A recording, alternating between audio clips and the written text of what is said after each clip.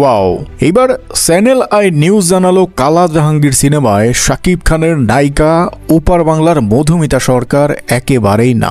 মধুমিতার সাথে শাকিব খানের সিনেমার বিষয়টি একেবারেই গুঞ্জন, তবে এইবার শাকিব খানকে দেখা যাবে পাকিস্তানি নায়িকার সাথে। জি হ্যাঁ দর্শক, চ্যানেল আইতে জানা গেছে কালা জাহাঙ্গীর টিম পাকিস্তানি নায়িকার সাথেই যোগাযোগ করে ফেলেছে। আর এই বিষয়টি জানার পর সকলেই বুঝে গেছে শাকিব খানকে এবার হানিয়া আমিরের সাথেই নাকি দেখা যাবে।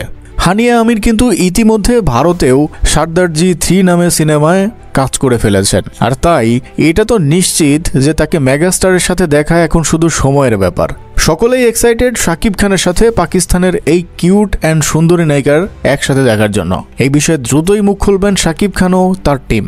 শোনা যাচ্ছে আগস্টে শুরু হবে পুরো দমে কালা জাহাঙ্গীর সিনেমার শুটিং। তো দর্শক, আপনাদের কাছে কেমন লাগবে হানিয়া শাকিবের এই জুটিটি? অবশ্যই কমেন্টে জানাতে ভুলবেন না। আর আপনি যদি শাকিব খানকে ভালোবেসে থাকেন তবে কৃতজ্ঞতা স্বরূপ এই চ্যানেলটি সাবস্ক্রাইব করে যাবেন কিন্তু।